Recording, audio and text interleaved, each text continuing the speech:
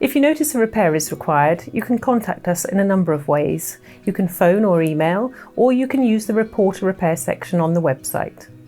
Before contacting us, please make some simple checks. Make sure, for example, that switches haven't been turned off. You can always send us a photo or video, that's really helpful. We'll arrange a contractor to visit you and send you notification in the post.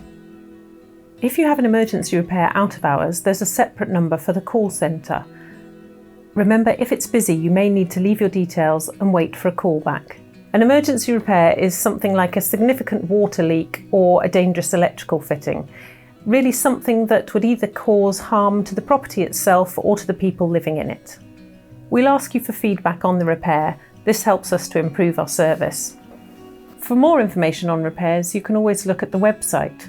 And remember, we're keen to keep your home in good condition, so don't hesitate to contact us if you have any concerns.